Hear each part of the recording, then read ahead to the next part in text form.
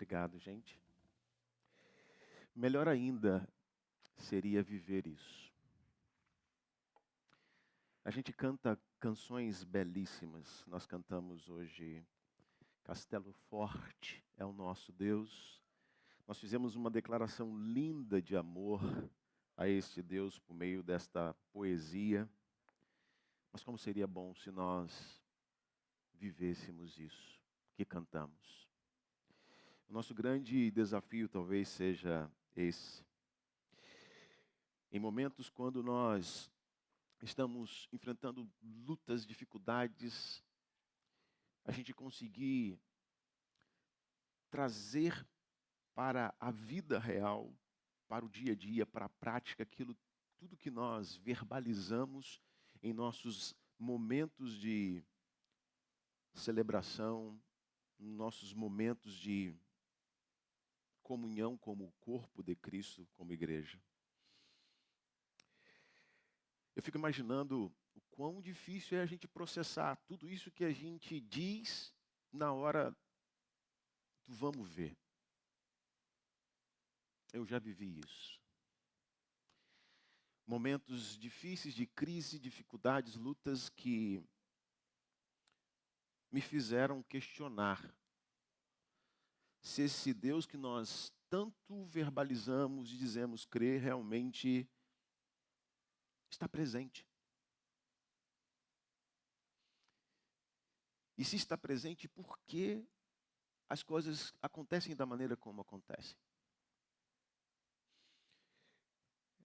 Eu tenho lidado com muitas questões ao longo da minha jornada de vida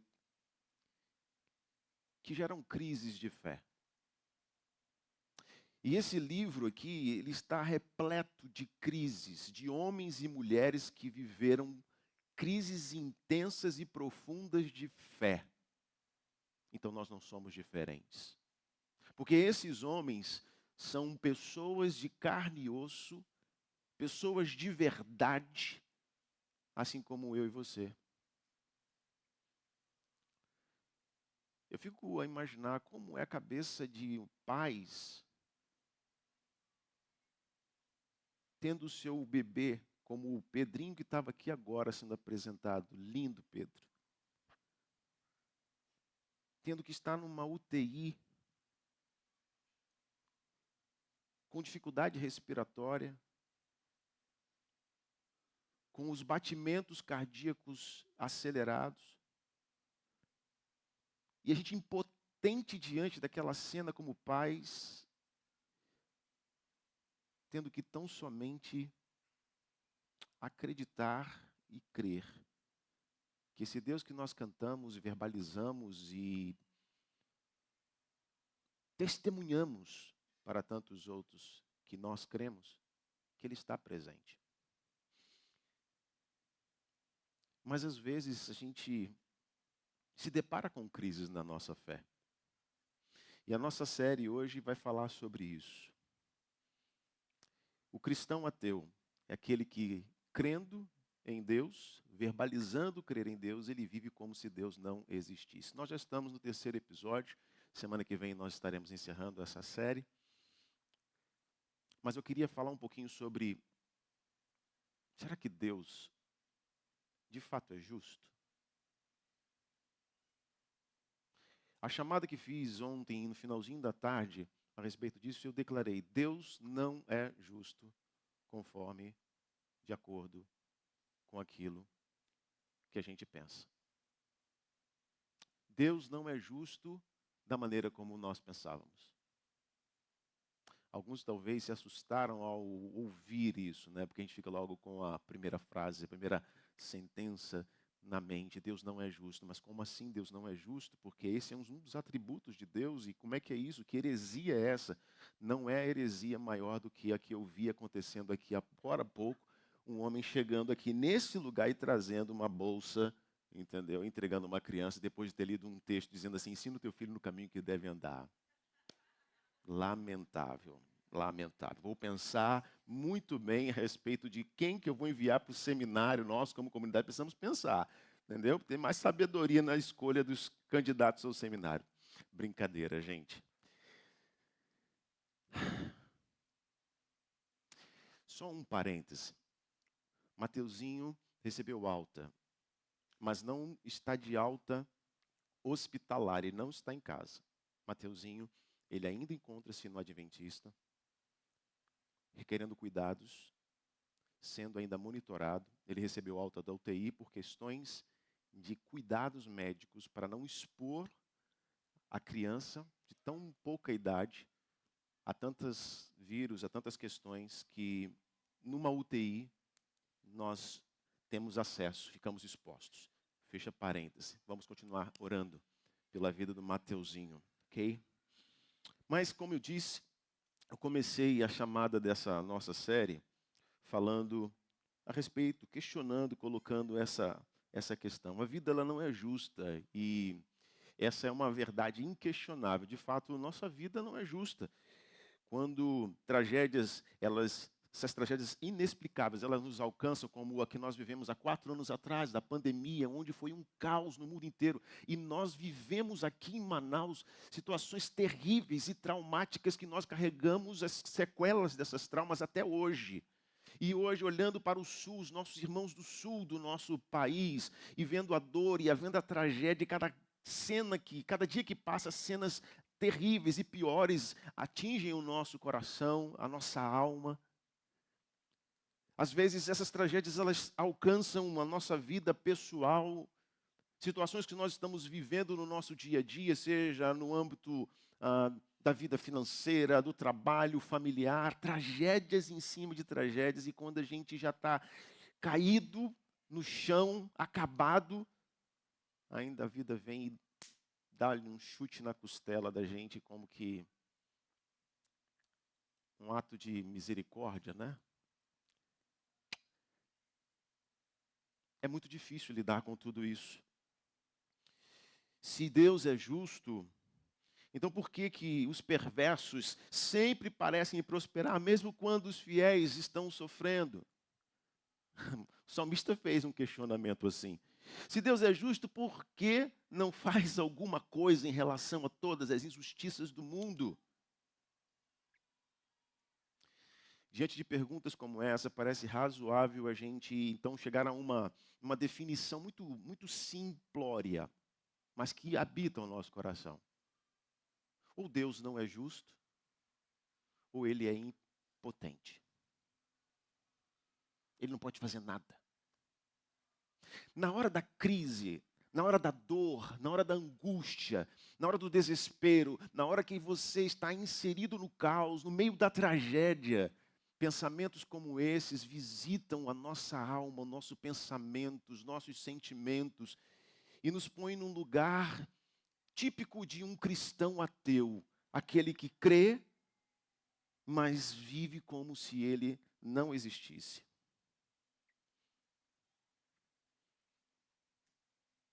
A palavra de Deus ela está repleta de exemplos de dor sem explicação. Dores vividas por personagens como eu e você, e que não há uma explicação lógica para o que eles estavam passando. Exemplo, certa ocasião, no livro de Jó narra, no Antigo Testamento, há um personagem chamado Jó, e ele tem um livro escrito sobre a história dele, foi escrito um livro, registrando a história dele, depois você pode ler. Mas começa mais ou menos assim, um diálogo entre Deus e o inimigo de nossas almas, Satanás. E ali naquele diálogo, o inimigo meio que diz para Deus, questionando, será que realmente as pessoas creem nele e o amam verdadeiramente ou é de boca para fora? Então Deus entra na conversa e diz para Satanás o seguinte: por acaso você, nas suas andanças lá na terra, você viu o meu servo Jó, um homem justo, íntegro e bom? Aí Satanás vira e fala assim: para, mas isso aí não vale, isso não conta, porque você colocou uma redoma de vidro ao redor dele e nada pode atingi-lo, nada pode afetá-lo.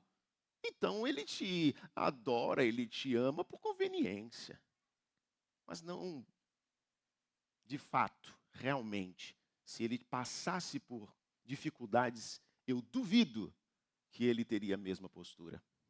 Então, Deus, no momento desse diálogo, chega e vira para Satanás e fala assim: olha só, faz o seguinte, pode ir lá. Você pode tocar na família, você pode tocar no trabalho, nos empreendimentos dele, você pode fazer o que você quiser, só não toca na vida dele. E mais ou menos dizendo assim, e vamos ver se é isso que você está dizendo, ou se é de fato o que eu estou dizendo. Deus conhecia Jó, mais do que o próprio Jó. E então, conhecendo a história, a gente vê, Jó perdeu a família, teve tudo destruído, a casa, perdeu a esposa, perdeu os filhos, perdeu tudo, foi terrível, uma tragédia, perdeu seus negócios, ele perdeu a sua saúde. Quando a gente se depara com a história de Jó, a gente fala assim, cara, como assim? Como assim?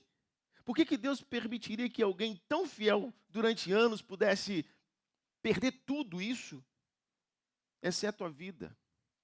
Será que isso foi só para encerrar uma espécie de discussão cósmica, um duelo cósmico, um duelo divino? Dificilmente isso parece justo aos nossos olhos. Quando a gente olha para João Batista no Novo Testamento, a gente vê que João Batista foi um personagem, um homem enviado por Deus, privilegiado, que pôde preparar o caminho da chegada do Senhor, um homem íntegro, um homem bom, um homem que honrou o Senhor Jesus, honrou o Messias, como poucos o fizeram ao longo da história. E num belo dia, após ser preso, em um capricho da enteada do rei Herodes, a sobrinha de Herodias, que, incitada por sua tia, pede a cabeça de João Batista num prato. João Batista, o homem que foi fiel, íntegro, justo, bom, que caminhou fazendo aquilo que Deus queria, ele esteve com sua cabeça decapitada, o seu pescoço cortado e oferecido em uma bandeja. Vocês entendem o que eu quero dizer?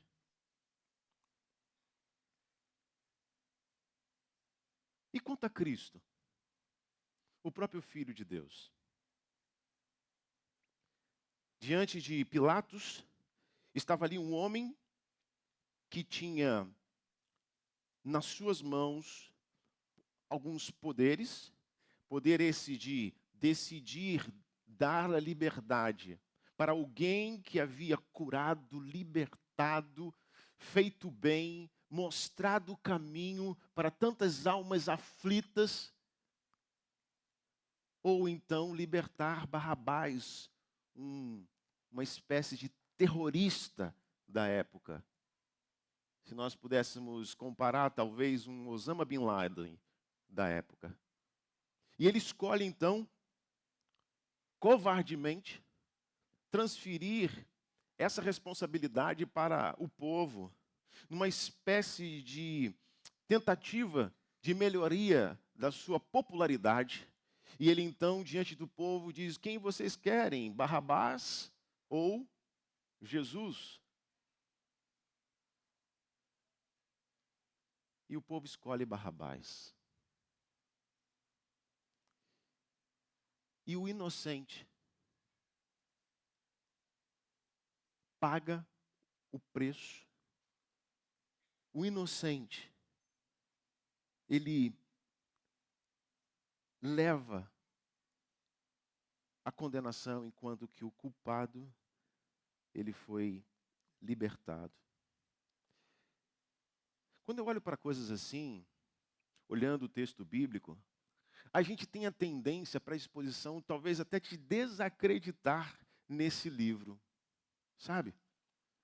Cara, isso não tem nada a ver com Deus. Não é possível. Não é possível. Onde está Deus quando a vida parece injusta? Porque Deus, ele não parece justo.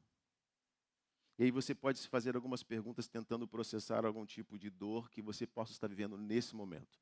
Ou você já tenha vivido no passado, ou talvez você viva um dia. Talvez você tenha orado por algum motivo específico, pela melhora, como nós estamos orando nesse tempo pelo Mateuzinho. Oramos pela melhora de alguém, mas isso só piorou.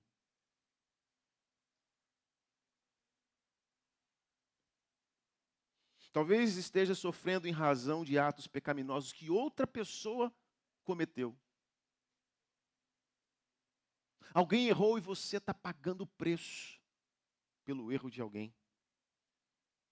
Talvez tenha criado um filho da melhor maneira que podia, ensinando o filho no caminho que deve andar, como nós acabamos de ouvir aqui, o texto da palavra de Deus. Mas ele se afasta cada vez mais de Deus. Talvez você viva de acordo com os melhores preceitos morais, a sua conduta é impecável.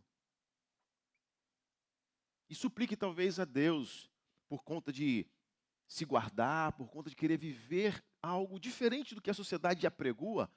Você então procura viver dessa maneira e pede a Deus, suplica: Senhor, eu gostaria tanto de conhecer alguém, um rapaz que me amasse como o Senhor ama a igreja, conforme está escrito na tua palavra. Ou então, uma jovem que possa ser a minha ajudadora, que esteja ombro a ombro comigo, para que eu possa, juntamente com ela, juntos nós dois, vivermos as maravilhas dos teus planos para a nossa vida familiar. E você permanece solteiro.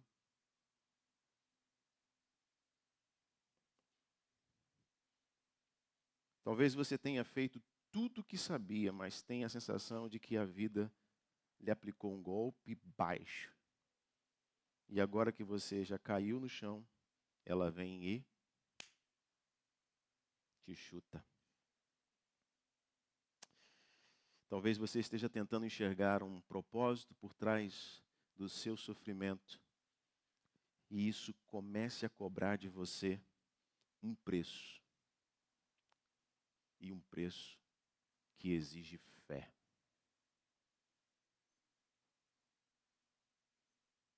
Um preço que requer confiança. Geralmente, quando nós somos feridos ou decepcionados, nós perguntamos se Deus está presente. E se Ele está, será que se importa realmente com o que está acontecendo? E caso se importe, por que não faz alguma coisa a respeito?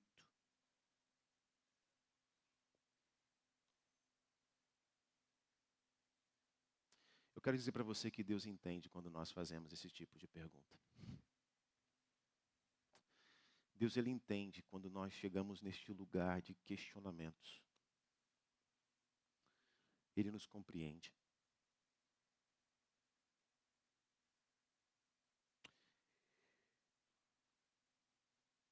E a partir desse ponto que eu quero caminhar com vocês.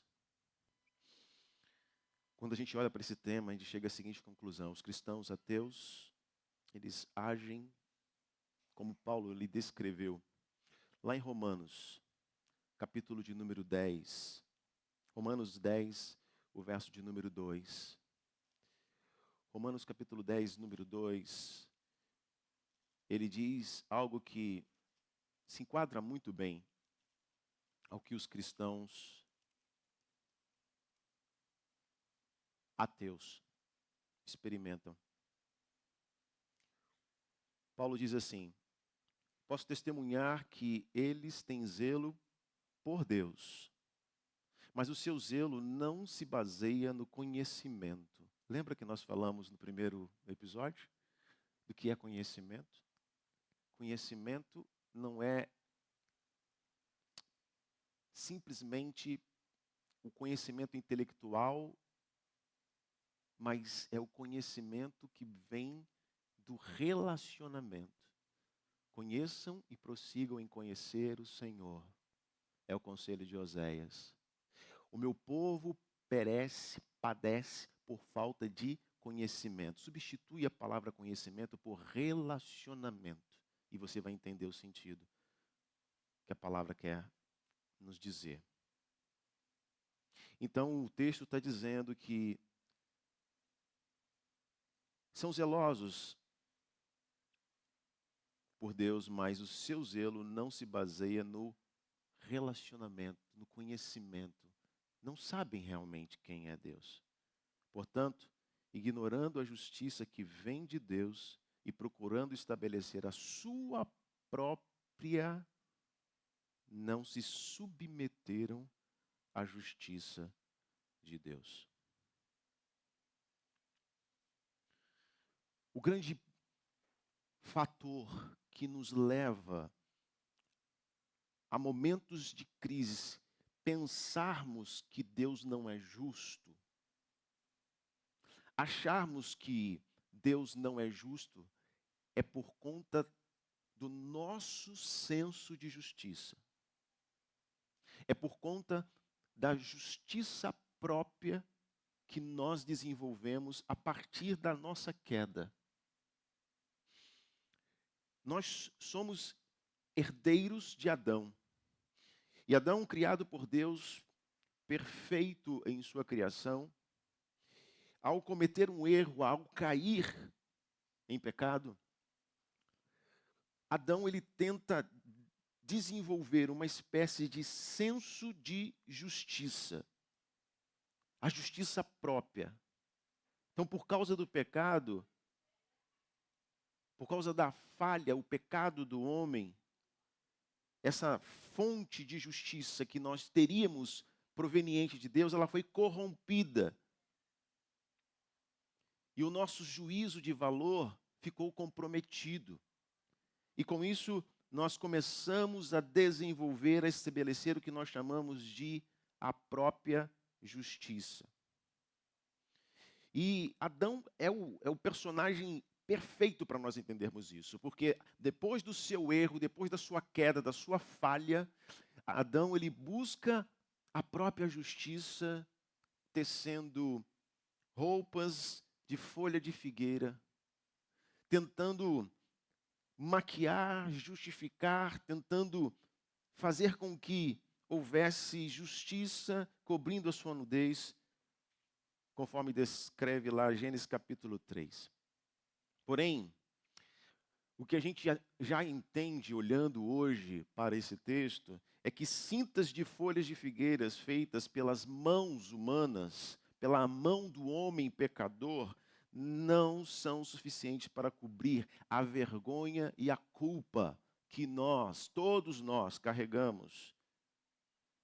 Então, somente a vestimenta de peles feitas pelas mãos de Deus, santo e justo.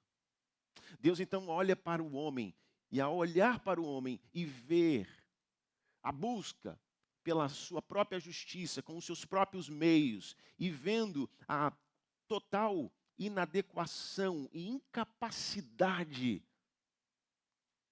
de realmente obter justiça sobre a sua culpa, sobre o seu erro, sobre as suas falhas, Deus, por misericórdia, Ele então intervém. Ele sacrifica como um enunciado do que Ele faria. Ou seja, uma justiça provinda de sangue derramado. E veste então o homem com roupas, pele, para que ali ele pudesse, de fato, estar recebendo da graça, cobrindo a sua vergonha. Então tudo se origina nisso. Essa busca pela própria justiça. Nós temos um senso de justiça falível, limitado. É como se eu tivesse um par de óculos onde eu não fosse bifocal. O par de óculos ele é apenas para perto. Eu já usei um par de óculos no início aqui. Eu comecei a avançar um pouquinho na idade. Pouca coisa. Mas aí a vista começou a embaçar e eu não conseguia enxergar. Então eu estava com um par de óculos para solucionar o meu problema. E eu usava para leitura. Só que quando eu olhava para cá, eu enxergava bem. O que estava próximo de mim, eu enxergava bem, mas quando eu olhava para vocês, eu vi um borrão. E era horrível. E era horrível porque parecia que eu estava falando para um borrão, eu não via as pessoas. Então eu ficava falando assim, né? Eu não sabia se tinha gente que estava dormindo, se estava... Nada. Ainda não sei, porque não dá para enxergar direito mesmo. Mas a justiça de Deus, ela é como um óculos bifocal. Ela vê perto e ela vê ampliadamente. Então, a justiça de Deus, ela é maior do que a justiça do homem, pequena, limitada. Ela vai além. Ela ultrapassa.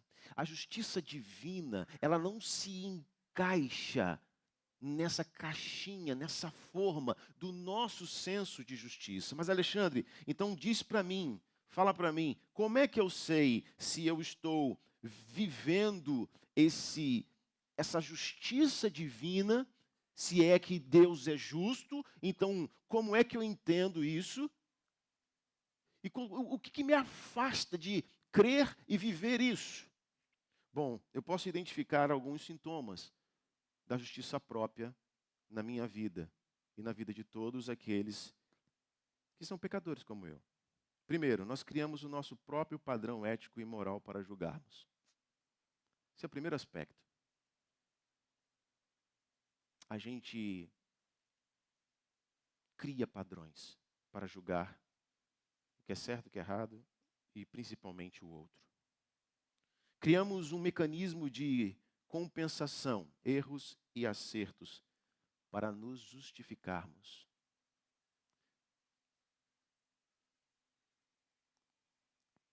Quando criamos um ritual, ou melhor, criamos um ritual ou procedimento para sermos aceitos. Aí a gente fala de religiosidade, né?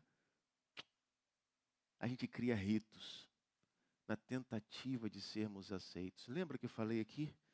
Que não há nada que a gente possa fazer para alcançar o amor de Deus, para merecer o amor de Deus. É inalcançável este amor por nosso próprio esforço. Por isso que este amor, ele vem do alto e nós todos estamos cobertos por este amor divino, gracioso, misericordioso, que é o amor de Deus. Mas quando nós temos um senso de justiça próprio, nós tentamos estabelecer ritos, mecanismo para sermos aceitos. Tanto que pessoas que têm senso de justiça próprio, eles não conseguem engolir a graça de Deus. Não desce na garganta. Eles precisam entender, não, mas eu preciso fazer alguma coisa para merecer. Eu preciso fazer alguma coisa, como assim? Eu sou salvo por Cristo, mas o que eu tenho que fazer? Apenas crer. E crer significa seguir. Não é crer de acreditar, porque se for só crer de acreditar, é o que nós estamos falando aqui, é apenas um cristão ateu. Mas eu crer para seguir. Ponto. Toda a obra já foi feita na cruz. Quando nós temos compulsão pelos merecimentos e perfeccionismo, sabe, a gente quer o mérito, a gente quer merecer, a gente quer... Ou então o perfeccionismo tem que estar perfeito. Isso tá... Não estou falando de perfeccionismo, tá? Uma coisa é uma coisa, outra coisa é outra coisa. Só para as pessoas que lutam contra isso, né? Mas existe um nível de perfeccionismo que é pecado.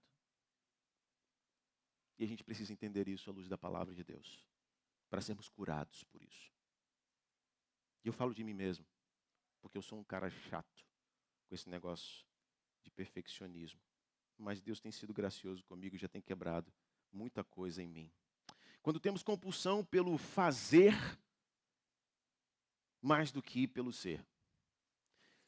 Quando a gente sabe aquela coisa que nos domina, fazer, fazer, fazer, fazer, fazer, fazer, como Maria, ou melhor, como Marta, e o ser, o que ele nos propõe, a gente deixa em segundo plano.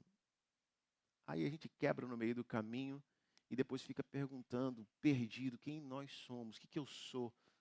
Cara, eu acho que esse negócio de ser cristão, isso está por fora, porque eu já experimentei isso. Será? Ou será que você viveu o ativismo religioso que a justiça própria nos impõe? Quando temos manchas de desprezo e julgamento no coração, ou seja, preconceito. Quando a gente tem preconceito, a gente tem o que está dominando o nosso coração é esse senso de justiça própria. Quando temos manchas de orgulho e presunção no coração, que é a autoconfiança em aparente justiça. Isso é um outro reflexo muito claro. E por último, quando nos tornamos incorrigíveis e irretratáveis, cegos de nossas falhas por causa de algo chamado orgulho. Isso tudo são sintomas clássicos e claros de quem está vivendo e percorrendo a sua trajetória de vida apenas com o senso de justiça próprio. Não conseguimos olhar através das lentes do senso de justiça de Deus. E então ignoramos, questionamos e não cremos que Deus é justo. Porque a parede, a muralha, a névoa do nosso senso de justiça atrapalha crermos e vivermos a justiça divina. É interessante que Paulo trata muito desse aspecto no seu livro, a sua carta, melhor dizendo, aos Romanos. É uma carta que vale a pena ser estudada minuciosamente. E ele trata muito dessa questão. E ali no verso 10 do capítulo 3, ele deixa muito claro que não há um justo sequer.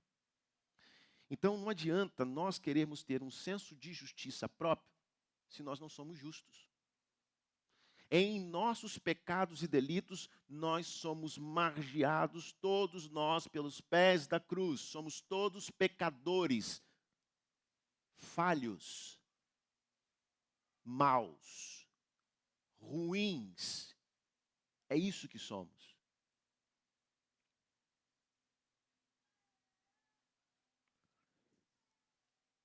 Não há um justo sequer.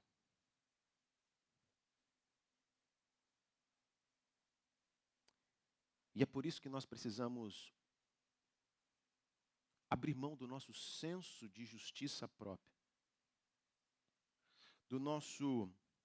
da nossa convenção de justiça, daquela caixinha que a filosofia ela serve muito bem para poder nos encaixar num senso de justiça, no padrão de justiça social. A gente não precisa desse livro para isso, né? A gente não precisa. Mas nós precisamos entender, a filosofia tem coisas boas, tá bom? Eu leio muitos filósofos.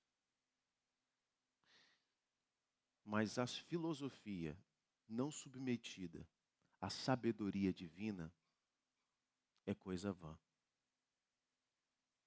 Então, substituirmos esse manual, que é o manual de vida, por um livro, por melhor que seja, de filosofia, para nós termos uma conduta correta, social, vivermos da maneira é vã, porque qual é a verdade? Nós vamos ter vários procedimentos, várias ações, coisas respeitosas, valorizadas dentro de um senso de justiça falho, que é o nosso senso de justiça caído, quebrado, afastado de Deus. Então não nos satisfaz, não resolve o problema. Por isso Paulo faz questão de frisar, não há um justo sequer. Então, Alexandre, nós estamos lascados, porque se não há um justo sequer, o que será de nós? Aí vem algumas boas notícias. Mas antes de chegar nessa boa notícia, eu quero só pontuar mais algumas coisas aqui. É justamente no sofrimento, na tragédia, na dor que nós despertamos esses questionamentos. Mas quando sofremos e nos sentimos confusos, perdidos, indignados, talvez irados, nós precisamos nos lembrar de algumas verdades acerca de Deus. E a primeira verdade é que quando eu sofro, quando você sofre, quando nós sofremos, este Deus, que aos olhos humanos, que dentro de uma perspectiva de um senso de justiça humano parece ser injusto, esse Deus sofre junto conosco. Esse Deus sofre junto comigo, junto com você. Quando nós lemos lá em Mateus capítulo 9, o verso 36, nós vemos um Deus que se compadece pelo outro. Ao olhar as multidões, Cristo Jesus, ele se compadeceu. Sabe o que significa essa palavra que para nós, o português, é tão... Ela não consegue chegar à profundidade do texto original. O que está dizendo ali é que quando Jesus, olhando a multidão, ele teve compaixão delas. Esse compaixão significa uma dor do meio de suas entranhas. Era algo que retorcia dentro dele. Era uma dor terrível, horrenda, por ver a situação caótica em que as pessoas estavam, porque elas estavam aflitas, desamparadas, como ovelhas sem direção. Sem pastor é nesse sentido, sem direção, sem cuidado.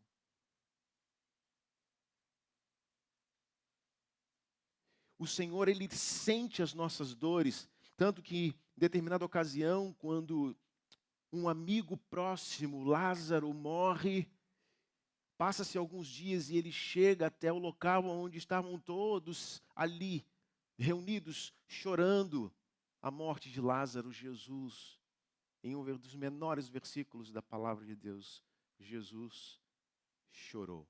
Um dos menores, não, o menor. Mas esse mesmo Deus diz que Ele enxugará toda lágrima. Oh, maravilha! Ele sofre com você, Ele sofre comigo, Ele sofre as nossas dores, Ele não está aquém. Pode parecer que você não consiga ver Deus em meio à sua tragédia atual.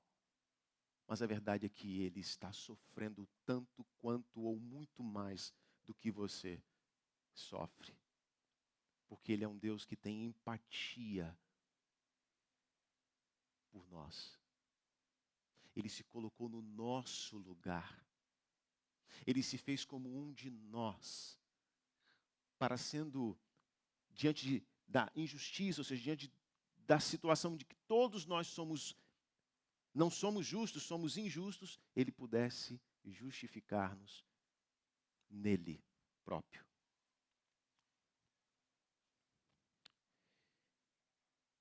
Quando sofremos, Ele sofre. Mas tem mais. Quando sofremos, Ele nos consola na dor. Isaías, o profeta Isaías, no capítulo 49, o verso 13, ele descreve minuciosamente como Jesus, como Deus age para consolar os seus. Ele diz assim: gritem de alegria, ó céus, regozijem a terra, e rompam em gritos de alegria, ó montes, pois o Senhor consola, olha essa parte, o Senhor consola o seu povo e terá compaixão dos seus afligidos. Eu vivi esse consolo de Deus. E como que isso se deu? Eu morava em Petrópolis, recém-casado, quando recebi a notícia, e eu estou sendo muito breve, do assassinato do meu irmão. o meu segundo irmão. Somos 4. Eu, André, Luiz e Leonardo. O Luiz havia sido assassinado.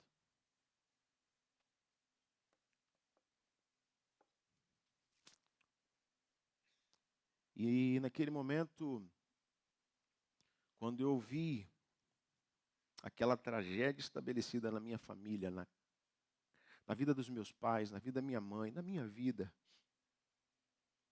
e eu fui até o local para reconhecer o corpo do meu irmão, e vê-lo estendido ali no chão.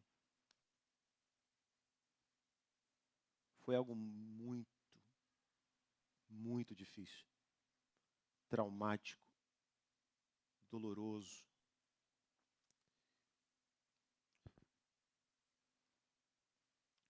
Mas naquele momento, eu vi Deus me consolar em meio à dor. A perícia já havia chegado, já tinha feito todo o procedimento no local. E então o sol estava esquentando, estava sobre o corpo do meu irmão. E a gente precisava mover o corpo, porque depois da perícia, então, a gente podia mexer no corpo. E tirar o corpo dele dali para um local de sombra, até a chegada das autoridades para a retirada do corpo do local. E naquele momento eu vi Deus confortando o meu coração, dizendo que eu não estava sozinho. Quando o meu pastor, coincidentemente charado meu irmão, ele diz: não, Alexandre, fique aqui, você e o André, fique aí. E ele próprio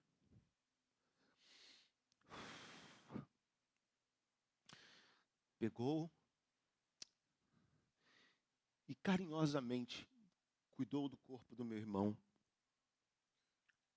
evitando que a gente tivesse aquela experiência. No momento eu não li, eu não fiz essa leitura, mas nos momentos de questionamentos, de onde estava Deus, na hora que o meu irmão gritou por socorro, eu pude ver Deus me consolando através de um irmão. Um irmão que se permitiu encarnar a figura do Cristo vivo, para através de um gesto dizer: você não está sozinho.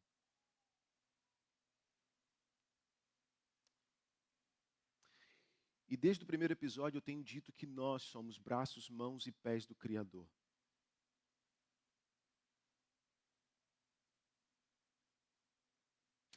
A igreja, a comunidade de fé, é braço, mão e pés do Criador.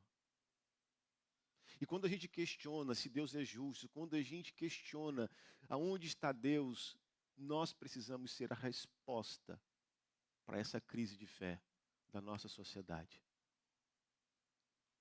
Sendo este Deus presente,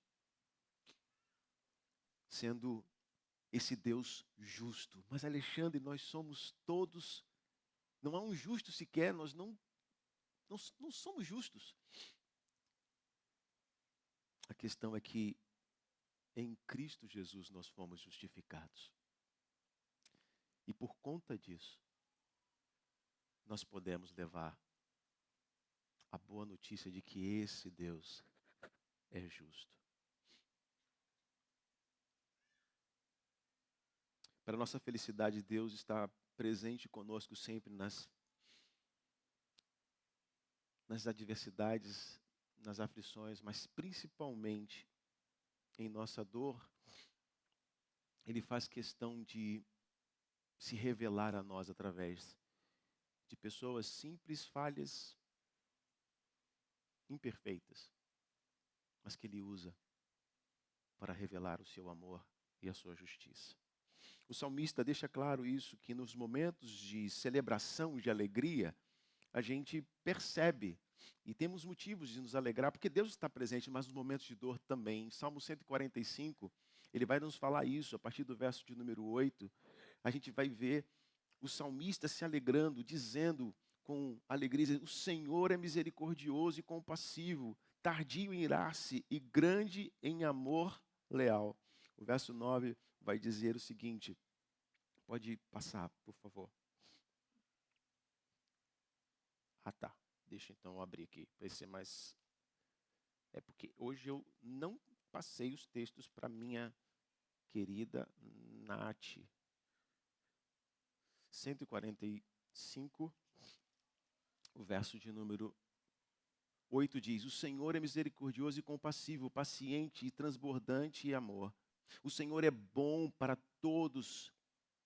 A sua compaixão alcança todas as criaturas. Olha que maravilha. O verso 14 vai dizer: o Senhor ampara todos que caem e levanta todos os que estão prostrados. Esse é o Deus que nós, nos momentos de crise de fé, nós às vezes o consideramos injusto. Nós às vezes pensamos que Ele não está presente. O salmista no Salmo 46, o verso 1 diz: Deus é o nosso refúgio, é a nossa fortaleza, é o nosso socorro, sempre presente na hora da adversidade, na hora da tribulação, na hora da nossa luta. Então, esse Deus vai com a gente, Ele está próximo, Ele está junto de nós para nos consolar, para nos fortalecer, nos fazer seguir adiante.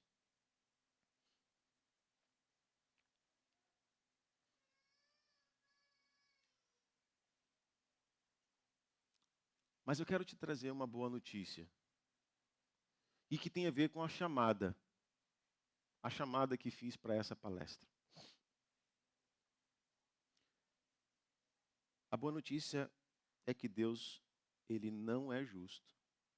Ué, Alexandre, agora eu fiquei confuso. Você está falando que Ele é justo, e de repente você fala que Ele não é justo? Ele não é justo da maneira como a gente pensa. E graças a Deus por isso. Louvado seja o nome do Senhor, porque Ele não é justo, conforme o nosso senso de justiça. Veja o que está escrito lá no Salmo 103, o verso 10. Diz assim: Ele nos trata conforme os nossos pecados.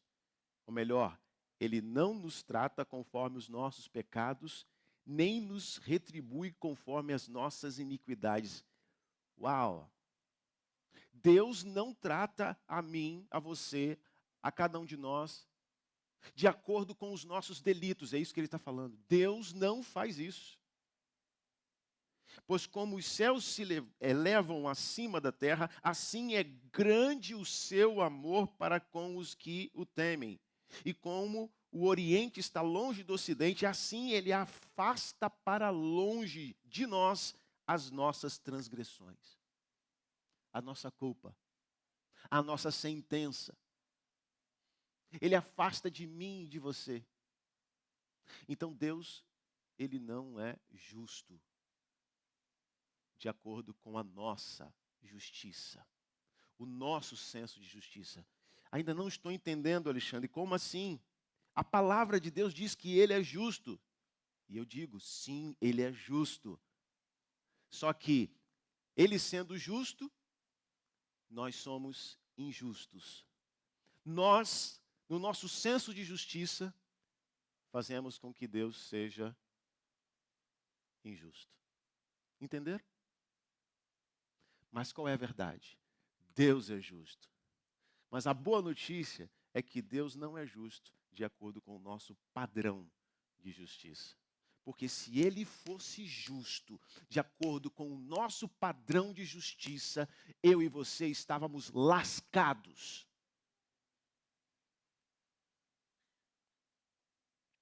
Deus não é justo, Ele é íntegro.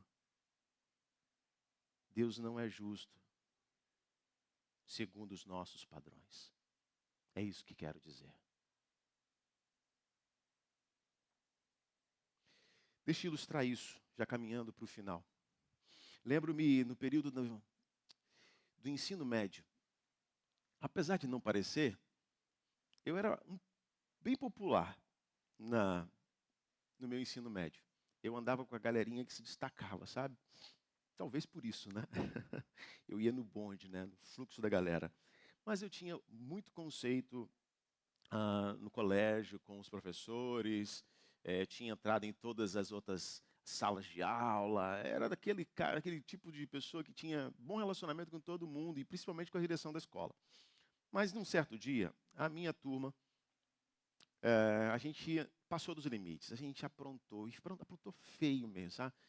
A gente ficou com um intervalo entre uma aula e outra, tínhamos aula de história, e a professora não havia entrado na sala, mas pensa numa baderna que nós fizemos. Foi uma baderna assim enorme, a turma toda. E aconteceram coisas que não deveriam acontecer naquele momento. E no meio da baderna estava eu, lá. Eu e meu pacote de pipoca. Uma pipoca tinha que parece até aquelas raçõezinhas de cachorro, redondinha assim, marronzinha, sabe? Na época, eu não lembro agora o nome, mas era uma pipoca. E eu estava ali comendo minha pipoca, zoando com o pessoal, jogando no outro e tal. A sala ficou uma nojeira, tudo sujo, o pessoal fazendo aquela... Enfim, eu estava lá, comendo pipoca. E aí, em um determinado momento, a professora entra na sala e ela está esbravejando naquela coisa toda, e a turma, ó, nem aí para a hora do Brasil com aquela professora. Naquela época já era assim, imagina agora, né? Então, eu ali, comendo minha pipoca, e comecei a jogar para cima, e aquela brincadeira de que todo adolescente às vezes gosta de fazer, né? Joga. Aí cai cadeira, vai para cima do outro, e eu, pá, toda hora. Aí eu jogava para o colega tentar agarrar, aquela coisa toda. Ninguém nunca fez isso, eu sou uma peste. Ninguém está se identificando comigo aí, eu sei disso. Todo mundo aqui é santinho, foi um exímio aluno, estudaram todos em colégio militar, ali tudo certinho, tal, beleza. Mas aí, num determinado momento, a professora já indignada, sentada ali na mesa tentando fazer a chamada, eu peguei uma daquelas, e aí a pressão do meu dedo fez com que a pipoca saísse em alta velocidade na direção errada. Caramba! E ao invés de ir para cima, foi como um míssil. E olha, se de verdade tivesse um treinador da NBA, eu seria contratado na hora. Porque foi como uma cesta de 3 pontos, assim. Viajou e ficou aqui, ó, rodando dentro do óculos, que ela usava um óculos grandão, assim. E aquele jeitinho dela botar o óculos aqui na pontinha e ficar assim, né? Olhando os alunos, né? Porque o óculos é para perto, então olha de longe assim, né? Por cima do óculos. E aí fez certinho. E ficou ali dentro rodando. Ah, para quê? Naquele momento, meus queridos, a turma ficou em silêncio. Um silêncio assim, total. E eu congelei. Me lasquei. Caramba, meus pais vão ser chamados aqui, eu vou ser expulso. Nossa, tô lascado. E ela chegou e falou: quem foi? E a gente ouvia o grilo, né? Cri, cri, cri, cri. Nunca a sala esteve tão em silêncio. Eu quero saber quem foi agora. Porque nesse momento será expulso. Porque isso é uma falta de respeito. Tal, tal, tal. Aquela coisa. Se não aparecer, eu vou agora, direto na direção. E vou chamar a diretora do colégio aqui. Dou-lhe uma, dou-lhe duas, dou-lhe três. E o silêncio permaneceu e eu congelado. Ela levanta e sai marchando pelo corredor. E aí naquele momento eu falei, pronto, me lasquei. E todo mundo olhando para minha cara, né? Como que assim? você é o culpado. Porque todo mundo viu o que aconteceu. E eu falei, gente, espera aí. E aí eu levantei e saí. E aí eu fui. E chegando lá, eu sentei diante da diretora. A diretora não tinha sido abordada ainda. E eu falei, dona Auxília, eu fiz uma bobagem. A nossa turma estava num caos, eu estava no meio do caos, eu estava no meio da baderna. E na brincadeira eu expliquei tudo, tal. Mas eu fiz uma besteira porque eu estava fazendo tudo errado na hora errada. E por conta dessa minha conduta inadequada, eu acabei envolvendo a professora numa situação de constrangimento profundo. E assim, eu estou aqui para dizer que a culpa é minha. Estou arrependido do que aconteceu. Se eu pudesse voltar atrás, eu não faria de novo, mas eu não tenho como voltar atrás. E eu estou aqui dizendo isso para que os meus colegas não paguem por uma coisa que eu fiz. E aí, nessa hora, a professora chegou, me viu, e eu repeti as mesmas palavras para ela. E então a professora virou, olhou para mim, e diante da minha confissão pública de culpa, do meu pecado, do meu erro, da minha falha, e o arrependimento estampado no meu rosto, porque realmente eu estava, porque assim, eu brincava, fazia aquilo tudo, mas eu amava muito todos que estavam ali, a diretora, eu tinha um bom relacionamento com todo mundo, mas eu estava... E ela virou e falou assim, eu voltei lá na sala, você não estava lá, e me disseram que você tinha vindo para cá. Mas quando eu voltei lá e eu indaguei novamente, todos se mostraram inocentes. Todos disseram que não tinham culpa. E você é o culpado que assume o que fez. Então, porque você é um culpado no meio de tantos inocentes, eu quero que você saia daqui agora, para que os inocentes da sua sala não se contaminem com a sua culpa. Eu te perdoo. Eu te perdoo por causa da sua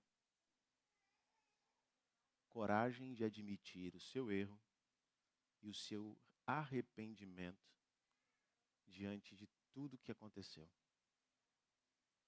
Agora a sua turma está suspensa. Hã? Eu ouvi direito? Como é que é? Eu fiquei assim.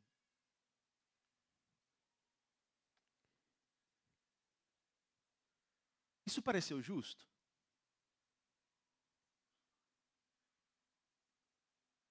Dentro do nosso senso de justiça, isso não pareceu justo. Pareceu justo? Porque eu era culpado. Eu fui perdoado, não paguei a pena, mas aqueles que se disseram inocentes porque não eram inocentes, eles só não acertaram o óculos, mas estavam naquela baderna toda, apresentaram 1001 justificativas e apontaram um culpado. Nosso senso de justiça sempre faz isso, a gente quer encontrar culpados e transferir a culpa para o outro. E por isso nós não conseguimos atingir e alcançar a dimensão do Deus justo e verdadeiro, que é o nosso Deus. Foi isso que Deus fez comigo e com você. Porque quando a gente lê Isaías 43, o verso de número 25, olha só o que vai nos falar esse texto. Isaías 43, o verso 25 diz assim: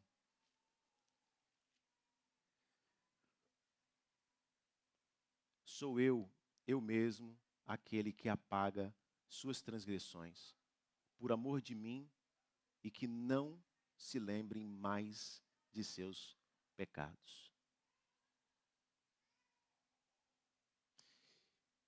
Esse Deus que nós chamamos de Deus injusto, ele é injusto diante da nosso senso de justiça. Mas se não fosse injusto diante do nosso senso de justiça, nós, eu e você, estaríamos condenados, porque era isso que todos nós merecíamos.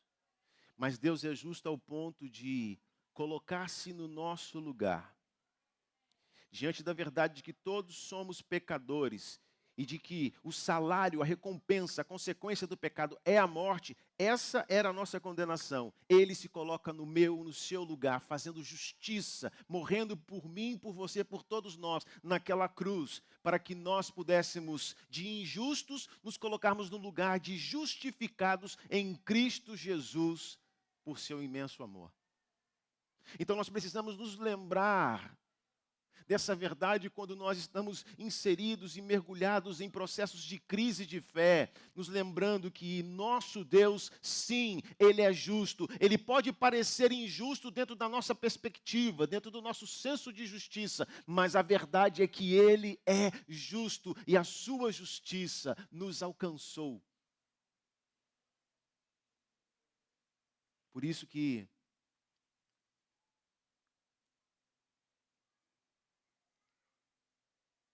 Romanos capítulo 10, o verso 9, o verso 10, que o nosso amigo Kleber leu aqui com a gente, diz: se com a tua boca confessares a Jesus como Senhor e em teu coração creres que Deus o ressuscitou dentre os mortos, serás salvo. E olha só que continua o texto no verso 10. Porque com o coração se crê para a,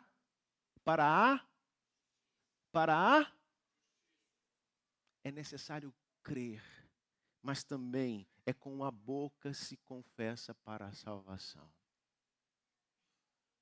É necessário confissão. Não basta tão somente crer, é necessário confessar. É necessário declarar publicamente, mas isso só pode acontecer quando nós estamos, de fato, dispostos a sermos quebrados ou deixarmos com que Deus use as circunstâncias da vida para quebrar o nosso senso de justiça próprio, para nós confiarmos na justiça divina. O grande, porém, é que é muito mais fácil a gente obedecer a Deus do que confiar nele. Faz sentido isso para você? É muito mais simples, mais fácil, mais prático, mais confortável nós nos esforçarmos para obedecer a Deus do que nós confiarmos nele, principalmente nos momentos de lutas, de tragédias e dificuldades. Então, meu convite para você nesta manhã é que a gente saia desse lugar de cristão ateu, aonde nós olhamos para Deus como não sendo justo e possamos estar num lugar onde nós possamos olhar e confiar na justiça divina. E se preciso for quebrar alguma área da nossa história, da nossa vida, daquilo que nós já construímos, para que possamos receber algo novo, para que o Senhor possa construir algo novo na nossa vida, que assim seja. E volto a dizer, enquanto a nossa equipe se aproxima para tocar, eu volto a dizer, não é pecado questionar a Deus. Mas é terrível não conseguir confiar nele. Então que a nossa vida possa ser transformada. As tragédias às vezes chegam, nos alcançam sim, nos levam a crises de fé. Mas às vezes elas servem como uma espécie de acessórios nas mãos do oleiro. As tragédias nos quebram, as dores nos moem, o sofrimento nos amassa e a gente fica ali exprimido, destruído. Mas nós precisamos confiar que Deus está presente e de que Ele é esse olheiro para manusear esta massa disforme,